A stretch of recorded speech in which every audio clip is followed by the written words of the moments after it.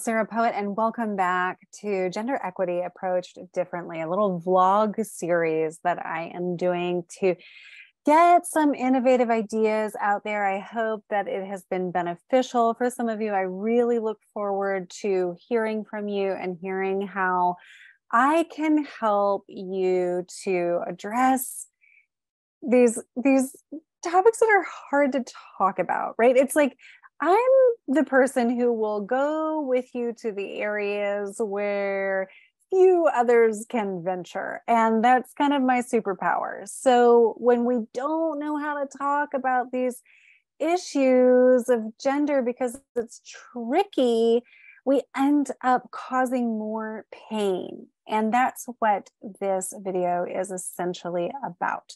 I want to talk about the unspoken reality behind gender-related complaints that are happening at work. I have seen this, I have experienced this, I know this to be true, and I want to normalize this. I recently wrote a blog on this. You can find it at sarahpoet.com.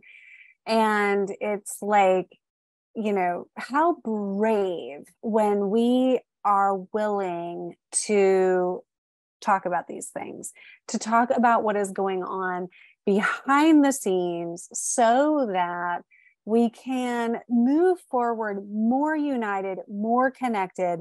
And when this is applied to business, we're going to be more profitable, right? Because how many times do gender-related issues end up so badly costing the company, you know, in turnover fees, costing the company in litigation, etc. So I want to help. And at the basis of all of this is something relational. And that's really where I excel. And so I can partner with HR teams to provide something that is more relational and just saves a lot of hurt, right? There's a lot of hurt that happens when there's a gender issue or like a report or investigation that's made in the workplace, and I can help. So that's what I'm here for. I want to invite compassion and curiosity into a topic that's pretty loaded. Okay, this gender equity topic in the workplace is pretty loaded. So, invoking from you compassion, curiosity toward one another as we walk through relatively trepidatious times here, okay? So the unspoken reality behind gender-related complaints, as I see it, there is a previous traumatic experience in the person that is getting triggered that is also being brought into the present moment experience. And this is not surprising given how much we have encountered in the culture that has been in the frame of that unconscious masculine and unconscious feminine. We could call these behaviors toxic. And notice that I am explicitly saying that the unconscious and toxic behaviors come from both masculine and feminine. Like any gendered person has toxic and unconscious behaviors in us.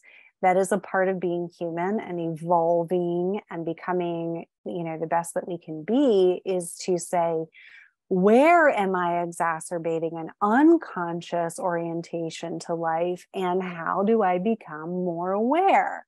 So back in videos 1 and 2, I showed you a chart of feminine and masculine archetypes and behaviors and characteristics found in every human, regardless of gender. Some are really conscious and healthy, some are unconscious. And so I'll use 2 examples that we may have encountered in the past that we bring forward. So an unconscious masculine characteristic, not man, but rather archetype, is domination, right? So exerting power in a power over taker sort of way is an unconscious masculine characteristic. And we've seen this a lot in our culture that we could call patriarchy, right? That was the mode, was somebody has power, somebody doesn't have power. And so as we, experienced that domination culture, that's traumatic. Okay. And so if we experienced it in the past and then we see something like that happen in the workplace, boom, our trauma brain gets triggered.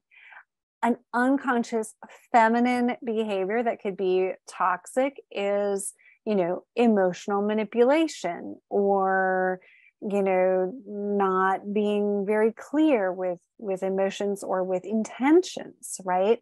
It could come from any gendered person, but the archetypal behavior, I would say, is feminine if it's in the emotional realm.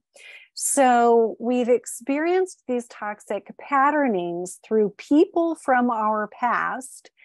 And then when something happens in the workplace, it reminds us of that previous trauma. Essentially, I don't mean to downplay anything that happens in the workplace, or any, could things happen in the workplace that have zero to do with the past? Absolutely, right?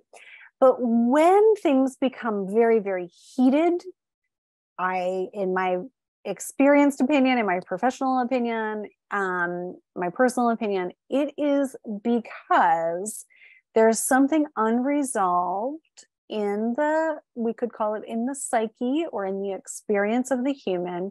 That unresolved pattern is re-triggered in the brain, and that puts us into fight or flight, and it makes the situation worse.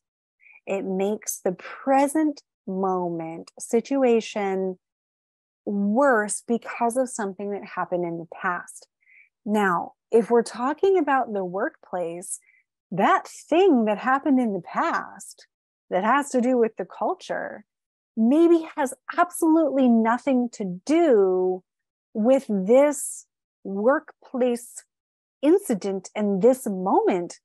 But we're not isolated creatures. We're humans with pasts, with these traumatic imprints, with, we bring the whole of us to work. And so the way that these things have been dealt with in the past, to deal with them in isolated incidences and try to control it and try to mitigate disputes and things like that, if this is happening underneath, and I would venture to guess that this is happening in every gender-related workplace dispute, if we try to mitigate and control it, we're actually doing our employees who we care about a disservice.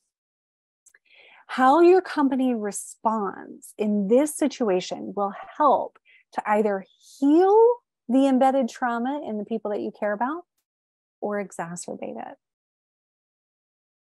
Again, I'm talking innovative stuff here. I know that I am. Here's what you can do as employers, as companies, as HR firms. Of course, we know that you can provide opportunities for employee mental health and holistic well-being. We want our employees to take care of their whole person, both at work and outside of work. So it's wonderful to see innovation in this realm. You can also incorporate more innovative approaches into investigations, into mediation strategies, and into your HR procedures. So this is where I partner with HR, either within a company or an outside agency that's brought in, to really innovate the approach to a dispute. Yes, HR is going to do what HR has to do, but we like our employees. We like the people that we have invested in, and we appreciate how our employees have invested their energy into the company. So when something comes up, if you desire, you can support these valued people. You can reduce turnover and actually prevent further traumatization in these people by working relationally at this time. And here's where I can help. Okay. Remember, I'm the person who can go into the nuances and identify what is going on. Of course, while respecting everyone's time. But if it is worth investing in this, in these employees that are involved in the dispute, if it is worth keeping them, and if you want to say, an expression of, we care about our employees, and we care about how their whole self is treated in any circumstance. Obviously it's a very caring approach that a company can take. And obviously it is, much more holistic for the company itself to say, okay, there are the procedures, and then there's the human. And we want to invest a little bit, like it's worth investing in this human to see if we can get through this and to see if we can repair what has happened here. A lot of the times when something goes wrong, traditionally, HR strategies have been to, almost like make it go away. And that really does more harm to people. It does more harm to people in the long run. It takes people a lot of time to heal from that kind of workplace trauma. And oftentimes it never gets talked about.